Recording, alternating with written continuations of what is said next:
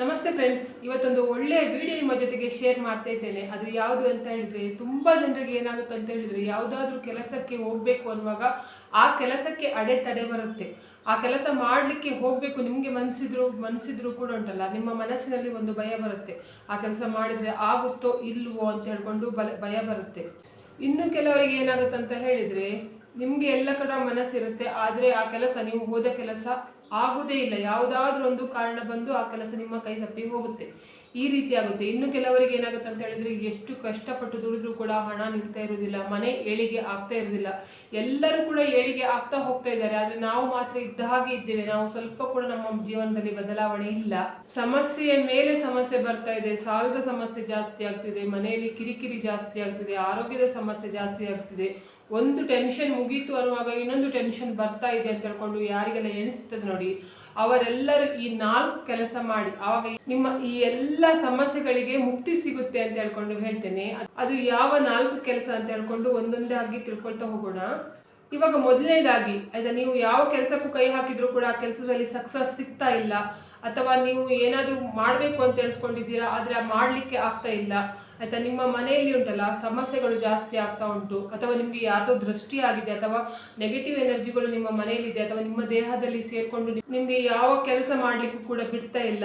ಜೊತೆಗೆ ನಿಮಗೆ ಯಾವತ್ತು ನೋಡಿದ್ರು ಮೈಯಲ್ಲಿ ಉಂಟಲ್ಲ ಯಾರೋ ಒಬ್ರು ಸೇರ್ಕೊಂಡು ಹಾಗೆ ಆಗಿರುತ್ತೆ. ಅಂದರೆ ಕೆಲವರ ದೇಹದಲ್ಲಿ ಆಗಿರುತ್ತೆ ಆಯ್ತಾ, ದೇಹ ಭಾರ ಆಗಿರೋದು, ಅಥವಾ ನಮ್ಮ ದೇಹದಲ್ಲಿ ಯಾರೋ ಇದ್ದಾರೆ ಅಂತ ಹೇಳ್ಕೊಂಡು ಎಣಿಸೋದು, ಜಾಸ್ತಿ ನಿದ್ದೆ ಬರ್ತಾ ಇರೋದು, ಅಥವಾ ಕೆಲಸ ಮಾಡಲಿಕ್ಕೆ ಮನಸ್ಸಿಲ್ಲ, ಆಲಸ್ಯ ಬರೋದು, ಹೀಗೆಲ್ಲ ಸಮಸ್ಯೆ ಬರ್ತಾ ಇರುತ್ತೆ. ಅಥವಾ ಸಾಲದ ಸಮಸ್ಯೆ, ಋಣದ ಸಮಸ್ಯೆ ಜಾಸ್ತಿ ಆಗೋದು. ಇಂತಹ ಯಾವುದೇ ಸಮಸ್ಯೆ ಇದ್ರೂ ನೀವು ಏನು ಮಾಡಬೇಕು ಅಂತ ಹೇಳಿದರೆ, ಪ್ರತಿದಿನ ನೀವು ಸ್ನಾನ ಮಾಡುವ ನೀರಿಗೆ ಉಂಟಲ್ಲ ಸ್ವಲ್ಪ ಅರಶಿನ ಪುಡಿ ಜೊತೆಗೆ ಸ್ವಲ್ಪ ಕಲ್ಲುಪ್ಪನ್ನು ಹಾಕಿ ಸ್ನಾನ ಮಾಡಿ. ಹೀಗೆ ಮಾಡಿದರೆ ಏನಾಗುತ್ತೆ ಅಂತ ಹೇಳಿದರೆ, ನಿಮಗೆ ಈ ಎಲ್ಲ ಸಮಸ್ಯೆಗಳಿಂದ ಮುಕ್ತಿ ಸಿಗುತ್ತೆ ಅಂತ ಹೇಳ್ಕೊಂಡು ಹೇಳ್ತಾರೆ. ಪ್ರತಿದಿನ ಮಾಡಬೇಕು. ಇವತ್ತು ಮಾಡಿದರೆ ನಾಳೆ ಬಿಡುವುದು, ಹಾಗೆ ಮಾಡಲಿಕ್ಕಿಲ್ಲ. ನೀವು ಒಂದು ಡಬ್ಬಿಯನ್ನು ಉಂಟಲ್ಲ, ಉಪ್ಪಿನ ಡಬ್ಬಿ ಮತ್ತು ಅರಶಿನದ ಡಬ್ಬಿಯನ್ನು ಬಾತ್ರೂಮಲ್ಲೇ ಇಟ್ಟು ಬಿಡಿ. ಆವಾಗ ಏನಾಗುತ್ತೆ ಅಂತ ಹೇಳಿದರೆ, ನಿಮಗೆ ಅದನ್ನು ನೋಡುವಾಗ ಪಟ್ಟ ನೆನಪಾಗುತ್ತೆ ಆಯಿತಾ. ಉಪ್ಪು ಮತ್ತು ಅರಶಿನ ಮಿಕ್ಸ್ ಮಾಡಿಕೊಂಡು ಸ್ನಾನ ಮಾಡಿದರೆ ಏನಾಗುತ್ತೆ ಅಂತ ಹೇಳಿದರೆ, ನಿಮಗೆ ಋಣಬಾಧೆ ಕಳೆಯುತ್ತೆ ಆಯಿತಾ. ಋಣಬಾಧೆ ಅಂತ ಹೇಳಿದರೆ ಸಾಲದ ಸಮಸ್ಯೆ ಎಲ್ಲ ಇರುತ್ತಲ್ಲ, ಅದು ಕಳೆಯುತ್ತೆ. ಅದ್ರ ಜೊತೆಗೆ ಅರಶಿನವನ್ನು ಹಾಕಿ ನೀವು ಸ್ನಾನ ಮಾಡಿದರೆ ನಿಮಗೆ ಬೃಹಸ್ಪತಿಯ ಆಶೀರ್ವಾದ, ಅಂದರೆ ಗುರುವಿನ ಆಶೀರ್ವಾದದ ಜೊತೆಗೆ ವಿಷ್ಣುವಿನ ಆಶೀರ್ವಾದ ಕೂಡ ಸಿಗುತ್ತೆ ಅಂತ ಹೇಳ್ಕೊಂಡು ಹೇಳ್ತಾರೆ. ಎಲ್ಲರಿಗೂ ಕೂಡ ಗೊತ್ತುಂಟು, ನಿಮಗೆ ಮಹಾಲಕ್ಷ್ಮಿಯನ್ನು ಒಲಿಸ್ಕೊಳ್ಬೇಕಾದ್ರೆ ಮೊದಲು ವಿಷ್ಣುವನ್ನು ಒಲಿಸ್ಕೊಳ್ಬೇಕು. ಅದರ ನಂತರ ನೀವು ವಿಷ್ಣು ನಿಮ್ಮ ಮನೆಗೆ ಬಂದು ಕೂತ್ಕೊಂಡ್ರೆ ಮಹಾಲಕ್ಷ್ಮಿ ತಾನಾಗಿ ನಿಮ್ಮ ಮನೆಗೆ ಬರ್ತಾಳೆ ಅಂತ ಹೇಳ್ಕೊಂಡು. ಆದ್ದರಿಂದ ಈ ಒಂದು ಕೆಲಸವನ್ನು ಮಾಡಿ ನೋಡಿ. ಇನ್ನು ಕೆಲವರ ಮನೆಯಲ್ಲಿ ಏನಾಗುತ್ತೆ ಅಂತ ಹೇಳಿದರೆ, ಸಾಯಂಕಾಲ ಸ್ನಾನ ಮಾಡುವ ಅಭ್ಯಾಸವನ್ನು ಇಟ್ಕೊಂಡಿರ್ತಾರೆ. ಅಂಥವರು ಏನು ಮಾಡಿ ಅಂತ ಹೇಳಿದರೆ, ಬರೀ ಉಪ್ಪು ಮಾತ್ರ ಹಾಕಿ ಸ್ನಾನ ಮಾಡಿದರೆ ಸಾಕಾಗುತ್ತೆ ಆಯ್ತು. ಅರಶಿನ ಪುಡಿ ಬೇಡ, ಬರೀ ಕಲ್ಲುಪ್ಪು ಹಾಕಿ ಸ್ನಾನ ಮಾಡಿಕೊಂಡು ಬನ್ನಿ. ಹೀಗೆ ನೀವು ಪ್ರತಿದಿನ ಮಾಡ್ತಾ ಹೋಗಿ. ಆವಾಗ ಏನಾಗುತ್ತೆ ನೋಡಿ, ಸಮಸ್ಯೆ ಕಡಿಮೆ ಆಗ್ತಾ ಬರುತ್ತೆ. ನಿಮಗೆ ಗೊತ್ತಾಗುತ್ತೆ, ಹೌದಾದ್ರೆ ಮುಂಚೆ ನನಗೆ ತುಂಬ ಸಮಸ್ಯೆ ಇದ್ದು ಇವಾಗ ಸಮಸ್ಯೆ ಕಡಿಮೆ ಆಗ್ತಾ ಇದೆ ಅಂತ ಹೇಳ್ಕೊಂಡು ನಿಮಗೆ ಗೊತ್ತಾಗುತ್ತೆ. ಇವಾಗ ಎರಡನೇದು ಏನಂತ ಹೇಳಿದರೆ, ಏನು ಮಾಡಿದ್ರೂ ಕೂಡ ಮನೆ ಏಳಿಗೆ ಆಗ್ತಾ ಇಲ್ಲ. ಮನೆಯಲ್ಲಿ ತುಂಬ ಸಂಕಷ್ಟ ಬರ್ತಾ ಇದೆ, ತುಂಬ ಕಷ್ಟ ಬರ್ತಾ ಇದೆ ಆಯಿತಾ. ಎಲ್ಲರೂ ಕೂಡ ಒಳ್ಳೇದಾಗ್ತಾ ಇದೆ, ನಾವು ಮಾತ್ರ ಏನು ಮಾಡಿದರೂ ಕೂಡ ಒಳ್ಳೇದಾಗ್ತಾ ಇಲ್ಲ. ಕಷ್ಟಪಟ್ಟು ದುಡಿತೇವೆ, ಆದರೂ ಕೂಡ ನಮಗೆ ಸಾಲದ ಸಮಸ್ಯೆ ಜಾಸ್ತಿ ಆಗ್ತಾ ಉಂಟು. ಅದನ್ನು ಬಿಟ್ಟು 1 ರೂಪಾಯಿ ಕೂಡ ಉಳಿತಾಯ ಮಾಡಲಿಕ್ಕೆ ಆಗ್ತಾ ಇಲ್ಲ. ಅದಕ್ಕೆಲ್ಲ ಮನೆಯ ಎಲ್ಲರಿಗೂ ಹೆಣ್ಣು ಮಕ್ಕಳಿಗೆ ಗಂಡು ಮಕ್ಕಳಿಗೆ ಮದುವೆ ಆಗ್ತಾ ಉಂಟು. ನಮ್ಮ ಮನೆಯಲ್ಲಿ ಮದುವೆ ಆಗದೆ ಹಾಗೆ ಉಳಿದಿದ್ದಾರೆ, ಅಥವಾ ನಮ್ಮ ಮಕ್ಕಳು ಉಂಟಲ್ಲ ಎಲ್ಲದರಲ್ಲೂ ಹಿಂದೆ ಇದ್ದಾರೆ, ಯಾವ ವಿಷಯದಲ್ಲೂ ಕೂಡ ಮುಂದೆ ಇಲ್ಲ.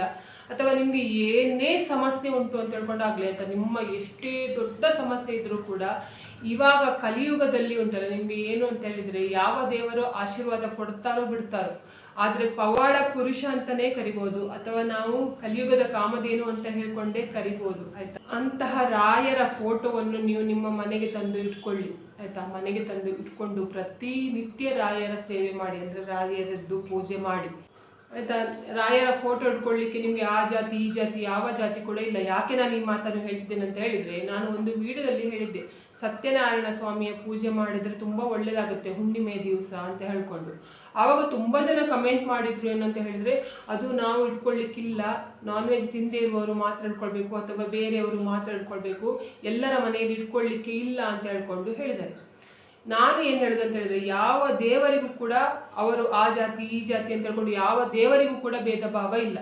ಭೇದ ಭಾವ ಮಾಡುವುದು ಮನುಷ್ಯರು ಮಾತ್ರ, ಆಯ್ತಾ. ಆದ್ರಿಂದ ಮನುಷ್ಯರನ್ನು ಬಿಟ್ಟು ಬಿಡಿ. ನೀವು ಹೇಗಿದ್ರು ಕೂಡ ಹೇಳ್ತಾರೆ, ಎಲ್ಲಾದ್ರೂ ಏನಾದ್ರೂ ತಪ್ಪನ್ನು ಕಂಡುಹಿಡಿದು ನೀನು ಮಾಡ್ತಾ ಇರೋದು ತಪ್ಪು ಅಂತ ಹೇಳ್ಕೊಂಡು ಹೇಳ್ತಾರೆ. ಆದ್ರೆ ದೇವರು ಯಾರಿಗೂ ಕೂಡ ಹಾಗೆ ಮಾಡುವುದಿಲ್ಲ. ನಿಮ್ಗೆ ಯಾವ ರೀತಿ ಆಶೀರ್ವಾದ ಕೊಡ್ತಾರೆ ನೋಡಿ, ಅವರಿಗೂ ಕೂಡ ಅದೇ ರೀತಿಯಲ್ಲಿ ಆಶೀರ್ವಾದ ಕೊಡ್ತಾರೆ. ನೀವು ತಪ್ಪು ಮಾಡಿದ್ರೆ ನಿಮ್ಗೆ ಕೂಡ ಶಿಕ್ಷೆ ಕೊಡ್ತಾರೆ, ಅವರು ತಪ್ಪು ಮಾಡಿದ್ರೆ ಅವರಿಗೂ ಕೂಡ ಶಿಕ್ಷೆ ಕೊಡ್ತಾರೆ.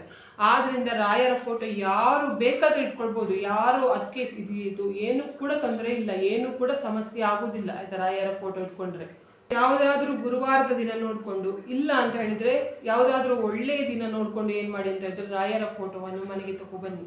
ಮನೆಗೆ ತಂದು ರಾಯರ ಆರಾಧನೆ ಮಾಡಿ, ಆಯ್ತಾ. ರಾಯರಿಗೆ ನಿಮ್ಮ ಕೈಯಲ್ಲಿ ಎಷ್ಟು ಸಾಧ್ಯ ಉಂಟು ನೋಡಿ ಅಷ್ಟು ಹೂವನ್ನು ಅರ್ಪಣೆ ಮಾಡಿ, ತುಳಸಿಯನ್ನು ಅರ್ಪಣೆ ಮಾಡಿ. ಗುರುವಾರ ದಿವಸ ಉಂಟಲ್ಲ, ನಿಮ್ಗೆ ರಾಯರ ಜಾಗಕ್ಕೆ ಹೋಗ್ಲಿಕ್ಕೆ ಆಗ್ಲಿಲ್ಲ ಅಂತ ಹೇಳಿದ್ರು ಕೂಡ ಪರವಾಗಿಲ್ಲ, ಅಂದ್ರೆ ದೇವಸ್ಥಾನಗಳಿಗೆ ಹೋಗ್ಲಿಕ್ಕೆ ಆಗ್ಲಿಲ್ಲ ಅಂತ ಹೇಳಿದ್ರು ಕೂಡ ಪರವಾಗಿಲ್ಲ, ಆಯ್ತಾ. ದೇವರು ಎಲ್ಲ ಕಡೆ ಇದ್ದಾರೆ, ದೇವಸ್ಥಾನದಲ್ಲಿ ಮಾತ್ರ ಇರುವುದಲ್ಲ. ನಮ್ಮ ಮನೆಯೇ ಮೊದಲು ನಮ್ಮ ದೇವರು ದೇವಸ್ಥಾನ ಅಲ್ವಾ, ಆಮೇಲೆ ಬೇರೆ ದೇವಸ್ಥಾನ ಇಲ್ಲ. ನಮ್ಮ ಮನೆಯೇ ದೇವಸ್ಥಾನ ಆಗಿರುವಾಗ ನಮ್ಮ ಮನೆಯಲ್ಲಿ ರಾಯರು ಇದ್ದೇ ಇರ್ತಾರೆ. ಆದ್ರಿಂದ ಏನ್ ಮಾಡಿ ಅಂತ ಹೇಳಿದ್ರೆ ಪ್ರತಿ ಗುರುವಾರ ರಾಯರಿಗೆ ತುಳಸಿಯನ್ನು ಅರ್ಪಿಸಿ, ಆಯ್ತಾ. ಅದ್ರ ಜೊತೆಗೆ ಮಂತ್ರಾಕ್ಷತೆ ಕೂಡ ಹಾಗೆ. ನಿಮ್ಗೆ ಮಂತ್ರಾಕ್ಷತೆ ಮಾಡುವುದು ಹೇಗೆ ಅಂತ ಹೇಳ್ಕೊಂಡು ನಾನು ಒಂದು ವಿಡಿಯೋದಲ್ಲಿ ತೋರಿಸಿಕೊಟ್ಟಿದ್ದೇನೆ.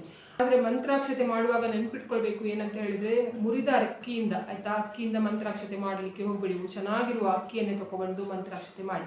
ಅದನ್ನು ಏನು ಮಾಡಿ ಅಂತ ಹೇಳಿದ್ರೆ ಯಾವುದಾದ್ರೂ ಬಟ್ಟಲಲ್ಲಿ ಆಗಲಿ ಅಥವಾ ಯಾವುದಾದ್ರೂ ಬಾಕ್ಸಲ್ಲಿ ಹಾಕಿ ದೇವರ ಮನೇಲಿ ಇಡಿ.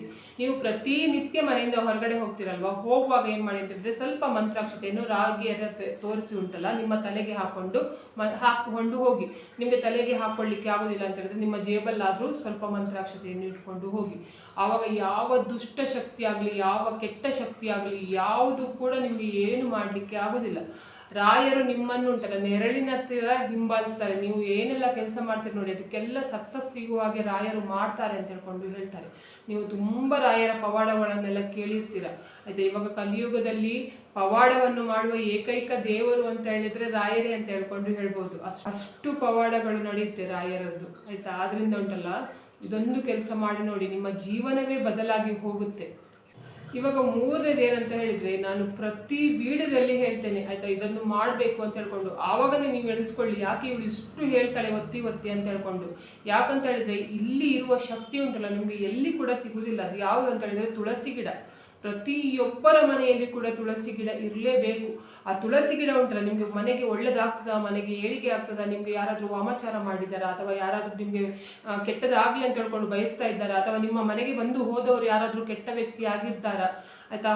ಆ ಎಲ್ಲ ಸೂಚನೆ, ಆಯ್ತಾ, ಮನೆಯ ಯಜಮಾನರಿಗೆ ಏನಾದ್ರೂ ಗಂಡಾಂತರ ಬರುತ್ತಾ, ಏನಾದ್ರೂ ಕಷ್ಟ ಬರುತ್ತಾ, ಪ್ರತಿಯೊಂದು ಸೂಚನೆಯನ್ನು ಕೂಡ ತುಳಸಿ ಕೊಡ್ತಾಳೆ.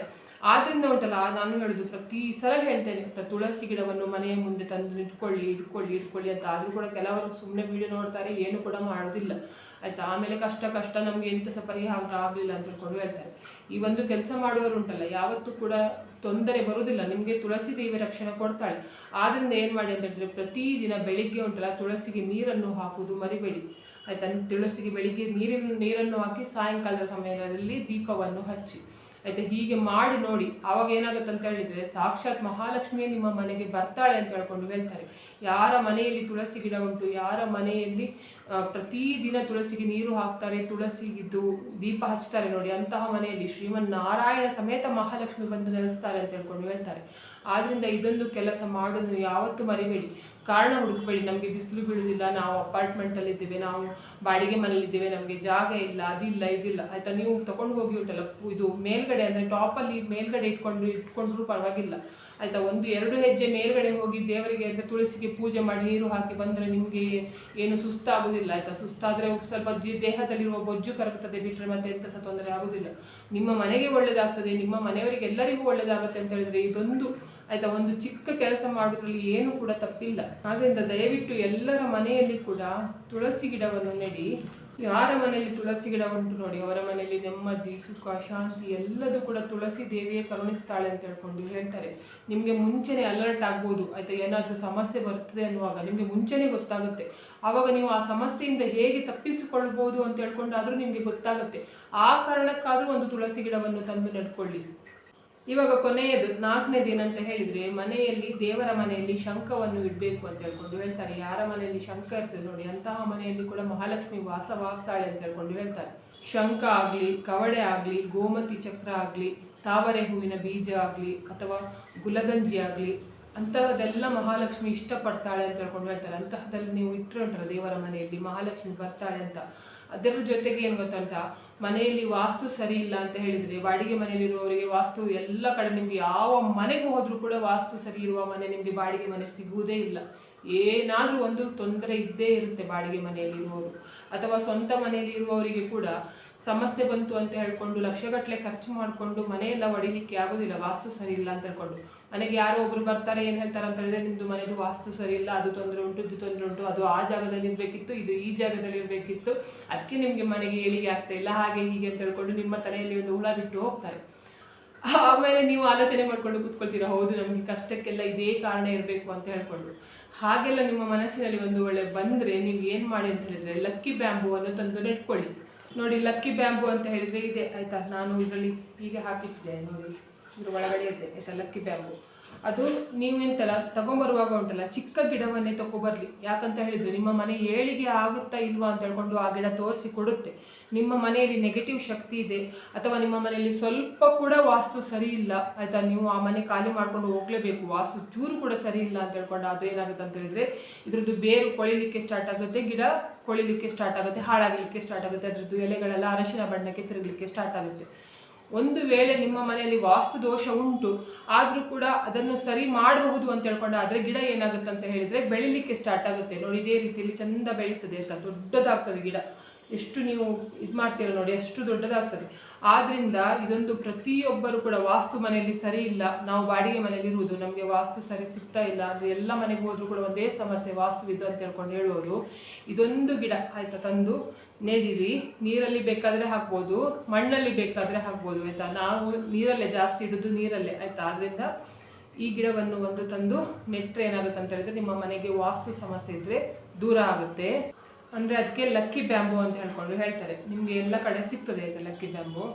ಎರಡನೇದು ಏನಂತ ಹೇಳಿದರೆ, ಮನಿ ಪ್ಲ್ಯಾಂಟ್ ಗಿಡ ಕೂಡ ಹಾಗೆ ನಿಮ್ಮ ಮನೆಯ ಒಳಗಡೆ ಬೇಕಾದರೆ ಬೆಳಿಬೋದು, ಮನೆಯ ಹೊರಗಡೆ ಬೇಕಾದರೆ ಬೆಳಿಬೋದು. ಮನಿ ಪ್ಲ್ಯಾಂಟನ್ನು ಹೇಗೆ ಬೆಳಿಬೇಕು ಅಂತ ಹೇಳ್ಕೊಂಡು ನಾನು ಒಂದು ವಿಡಿಯೋ ಮಾಡಿದ್ದೇನೆ, ಅದನ್ನು ದಯವಿಟ್ಟು ಆ ವಿಡಿಯೋವನ್ನು ನೋಡಿಕೊಂಡು ಬನ್ನಿ. ಮೂರನೇದು ಯಾವುದು ಅಂತ ಹೇಳಿದರೆ, ಬುದ್ಧನ ವಿಗ್ರಹ ತಂದು ಇಟ್ಕೊಂಡ್ರೆ ಒಳ್ಳೆಯದು ಅಂತ ಹೇಳ್ಕೊಂಡು ಹೇಳ್ತಾರೆ. ಅದರಲ್ಲೂ ಕೂಡ ನೀರು ಬೀಳುವ ರೀತಿಯಲ್ಲಿ ಉಂಟಲ್ಲ ಬುದ್ಧನ ವಿಗ್ರಹ ಇದ್ದರೆ ತುಂಬ ಒಳ್ಳೆಯದಾಗುತ್ತೆ, ವಾಸ್ತು ಸರಿ ಇಲ್ಲ ಅಂತ ಹೇಳ್ಕೊಂಡು ಹೇಳ್ಬೋದು ಆಯಿತಾ. ನೀರು ಬೀಳ್ತಾ ಇರುತ್ತೆ ನೋಡಿ, ಅಂತಹದ್ದು ಬುದ್ಧನ ತಂದು ಇಟ್ಕೊಂಡ್ರೆ ಒಳ್ಳೆಯದಾಗುತ್ತೆ ಅಂತ ಹೇಳ್ಕೊಂಡು. ಅದರ ಜೊತೆಗೆ ಹಸು ಮತ್ತು ಕರುವಿನ ವಿಗ್ರಹ ಕೂಡ ನಿಮ್ಮ ಮನೆಯಲ್ಲಿ ವಾಸ್ತು ಸರಿ ಇಲ್ಲ ಅಂತ ಹೇಳಿದರೆ, ಅಥವಾ ಮನೆಯಲ್ಲಿ ನೆಮ್ಮದಿ ಇಲ್ಲ, ಕಷ್ಟದ ಮೇಲೆ ಕಷ್ಟ ಬರ್ತಾ ಉಂಟು ಅಂತ ಹೇಳ್ಕೊಂಡಾದರೆ ಅದನ್ನು ಕೂಡ ತಂದು ಇಟ್ಕೊಳ್ಳಿ. ಇದೆಲ್ಲ ಇಟ್ಕೊಂಡ್ರೆ ಏನಾಗುತ್ತೆ ಅಂತ ಹೇಳಿದರೆ, ಮನೆಯಲ್ಲಿರೋ ವಾಸ್ತು ದೋಷ ಇದ್ದರೆ ಉಂಟಲ್ಲ ಅದು ಸರಿಯಾಗುತ್ತೆ ಅಂತ ಹೇಳ್ಕೊಂಡು ಹೇಳ್ತಾರೆ. ಲಕ್ಷಗಟ್ಟಲೆ ಖರ್ಚು ಮಾಡಬೇಕಂತ ಇಲ್ಲ, ಸ್ವಲ್ಪ ಹಣದಲ್ಲಿ ನಮ್ಮ ಮನೆಯ ವಾಸ್ತು ಸರಿಯಾಗುತ್ತೆ. ನೋಡಿದ್ರಲ್ಲ, ಇವತ್ತಿನ ವಿಡಿಯೋದಲ್ಲಿ ನಾನು 4 ಮಾಹಿತಿಯನ್ನು ನೀಡಿದ್ದೇನೆ. ನಿಮಗೆ ಇವತ್ತಿನ ವಿಡಿಯೋ ಇಷ್ಟ ಆದರೆ ಪ್ಲೀಸ್ ವಿಡಿಯೋಕ್ಕೆ ಲೈಕ್ ಮಾಡಿ, ಆದಷ್ಟು ಜನರಿಗೆ ವಿಡಿಯೋವನ್ನು ಶೇರ್ ಮಾಡಿ, ಕಮೆಂಟ್ ಮಾಡಿ, ನನ್ನ ಚಾನಲ್ಗೆ ಸಬ್ಸ್ಕ್ರೈಬ್ ಆಗಿ. ನನ್ನ ಚಾನಲ್ಗೆ ಸಬ್ಸ್ಕ್ರೈಬ್ ಆದರೆ ಒಂದು ಸಪೋರ್ಟ್ ಸಿಕ್ಕಿದ ಹಾಗೆ ಆಗ್ತದೆ. ಮತ್ತು ನಾನು ಹೀಗೆ ಒಳ್ಳೆ ವಿಡಿಯೋನ ನಿಮ್ಮ ಜೊತೆಗೆ ಶೇರ್ ಮಾಡ್ತೇನೆ. ಇವತ್ತಿನ ವಿಡಿಯೋ ಯಾರು ನೋಡಿದ್ರೆ ಅಥವಾ ನೋಡಲಿಲ್ಲ ಎಲ್ಲರಿಗೂ ಕೂಡ ಒಳ್ಳೆಯದಾಗಲಿ ಅಂತ ನಾನು ಕೂಡ ದೇವರಲ್ಲಿ ಬೇಡ್ಕೊಳ್ತಿದ್ದೇನೆ. ಎಲ್ಲರಿಗೂ ಒಳ್ಳೆಯದಾಗಲಿ.